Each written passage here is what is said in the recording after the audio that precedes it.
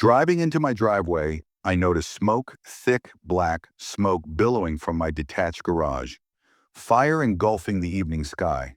My heart stopped. I jammed the truck into park, jumped out, and ran toward the flames. My garage, my tools, my motorcycle, my dad's old workbench. Everything was burning as I picked up the hose.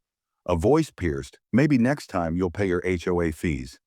Mason, I turned around, anger boiling. There stood Lorna Hayes, HOA president, arms passed by. Witnessed my life ignite as if it were a lovely sunset. "You did this," I growled. She laughed. "The connection performed. Mason, you were cautioned. Postings on your door. A payment plan made." I balled my fists. "I told you those charges are not in the bylaws. I do not owe an odor." She dismissed me. "You're subject to our laws. Disregard them, suffer the penalty." The fires roar and faraway sirens overwhelm her. Out firemen came, but my garage was already a blackened ruin. Tools, melted memories gone, as they doused the embers. I figured Lorna and her crooked HOA had begun a war. They figured I'd fold, but they didn't understand me. I wasn't some pushover. I had resources, contacts, and a plan. They burned down my garage, burned down their empire. Once the flames were extinguished, I acted swiftly. Every minute was an opportunity for Lorna to bury evidence. I required proof leverage, a means to strike back. I snapped photos, scorch marks, collapsed beams, my bike's twisted frame. The fire chief, a grizzled vet, confirmed arson traces of accelerant. I knew who'd done it while he promised to report in. Days I checked my security cameras, angled at the driveway and yard at midnight. A figure crept in, splashing liquid on the garage, flicking a lighter. Flames erupted. I sharpened the grainy image, hooded, but the build matched Travis Lorna's HOA meeting lapdog. I saved the clip onto a flash drive. I'd done research on this HOA for months, ever since their bogus fees started. They owned common areas, clubhouse, park roads, but their finances were in jeopardy. Lorna wasted money on ghost projects on the verge of bankruptcy. My real estate friend verified liens on their properties. Clubhouse, park office, all ready for foreclosure. I called the county. "Will sell the land outright."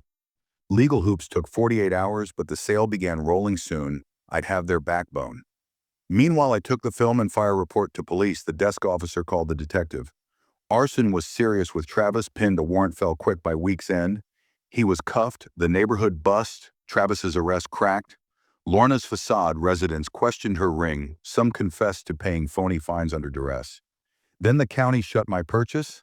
I own the HOA's land. I shut them down, posting eviction notices on their office, 48 hours to vacate my property.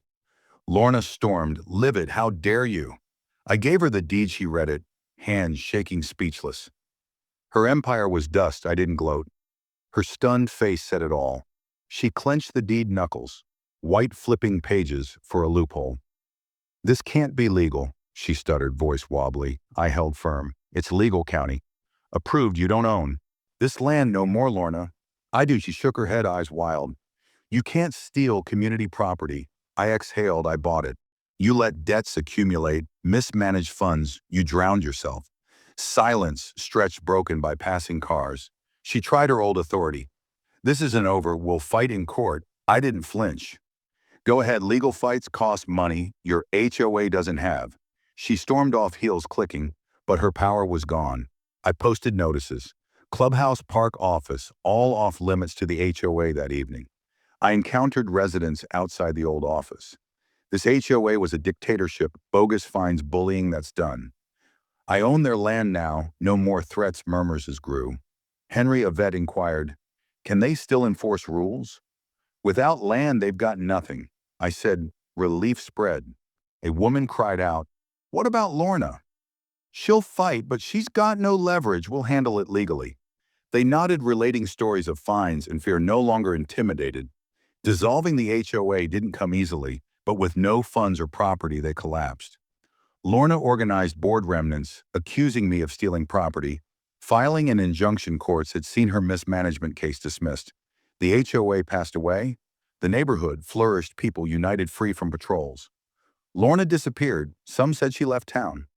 Others saw her elsewhere. We didn't care. Weeks later, a letter arrived, jagged handwriting. No official seal, Lorna threatened chaos without her HOA crumbling home. Values crime, a desperate scare tactic. I visited residents. Henry painted his house. Mrs. Kapoor added to her garden. No chaos, just flourishing. Then county contact told me Lorna was snooping around for a new HOA. I mobilized trusted neighbors, Henry, Mrs. Kapoor, and we went door to door, revealing her plan, her past, the garage fire. A petition killed her scheme. Homeowners rejected her. She confronted me, exhausted, accusing me of destroying her legacy. I let her rant, then told, "You didn't build, you extorted. Now you've got nothing." She put house for sale shortly afterward, but old habits persisted. Some residents, habituated by fear, grasped old HOA docs close to the ex-office. Greg, reserved and guarded, flipped through them. Scowling, Naya finded endlessly folded her arms. They followed us our personal items, creepy. She said, I flipped through a folder notes on who'd fight, who'd break, targeting the weak. This was control, not rules, I said. All of us need to learn. Greg was hesitant, stirring commotion. But Nia wanted them, deserved the truth. We listed it. Phony fines unmade, repairs, fun, draining Lorna's takeovers, schemes at a crowded clubhouse meeting. Not HOA, just us. I took the docs. They preyed on us. Who'd refuse, who'd buckle. This is over. Anger flared. People told stories of strong arm. We established a voluntary committee, events maintenance. No control, nobody wanted the good old days back. A lawsuit struck later. Export cronies accused my land. Grab a fraud devalued the neighborhood, a scare tactic to drain me. My lawyer laughed, desperate. We counter-sued throughout their weak case, sued them for defamation in court. I produced records video of Travis torching my garage. The judge acted quickly. Lawsuit dead, their settlement made them swear off HOAs here forever. The neighborhood thrived, no fines, just choice. I rebuilt my garage stronger. A testament one night, Henry dropped by. You brought them down for good, I shrugged. They fell on their own, he smiled. Still feels good, right? I glanced at the free, peaceful street and nodded. Yeah, it does.